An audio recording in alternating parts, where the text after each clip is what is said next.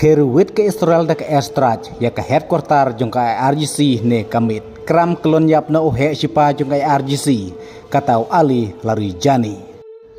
Ubadeiru hakaju kapor sekretari jong supreme leader jong ka Iran ba mensua Ayatollah Khamenei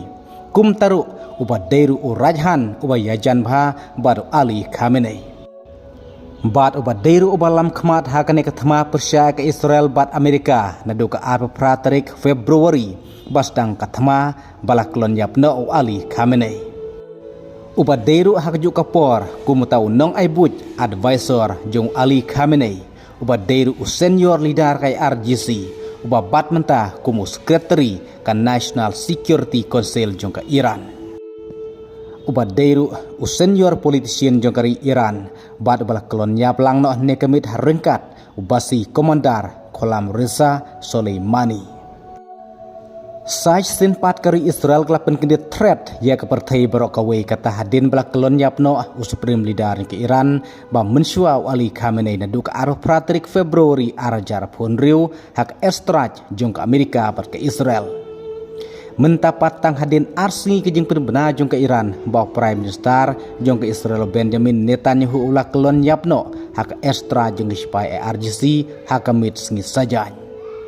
Mentapat tang kawai kedur kelabiang nagam tajung Prime Minister ke Israel Benjamin Netanyahu dakwa peni hakapor baul ai hukum ya ke sipai IDF pan kerwit dak Estra ya ketem sipai RGC nekamit siningkong ha Iran. Kabala penlong bat kelon yap dok kram Rajhan jong Ali Khamenei katau Ali Larijani hakabana duk apa praterik Februari belastang kani kathma namar bau supreme leader ke Iran Ali Khamenei ulah kelon yapno kumta abal lam khmat ya kani kathma dehi Ali Larijani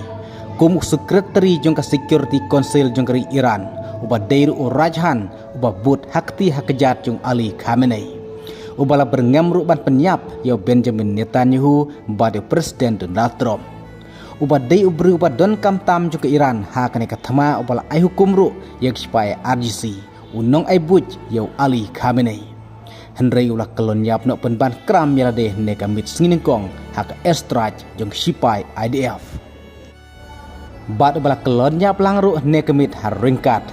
Ali Larijani udai sa komandar jong kebasi utau kolam Reza Soleimani Deputy Syed Karishi bat Aerospace Force Chief KRGC kumta kane kade ke ai kebala penkendit threat ya kepertai barokawai ke jing start katnat sentit jong kari Israel kebala shimno kala ya ke leader jong ke Iran wei hadin wei pat batang kane kawai kadur baw Benjamin Netanyahu lapus hak rensan sosial media kadai hakapor baw la ai hukum yak sipai IDF ban kerwit no jerany yak headquarter jong kai RGC ha Iran ne kamit bat yak ne jing kelon yap no jong kini ke he sipai jong kari Iran la pen benayap daw defense minister jong kari Israel kata ukats Ali Larijani udeiru usyong kenor ka parlimen jong ke Iran mensua unong ai buj advisor jong Ali Khamenei kumta mentapat ula limno haki bom bakrain bor jong kari Israel ke ai baka Iran kan sa jubap ke Israel hadin kane ke jingja ka syirkeh ne kamit ya ke jingduno jong ne sipai jong kari Iran kumtaru ke ai ke banajan nang ne syakmat tugna api kuai parti khobor bandangwa kublai sibot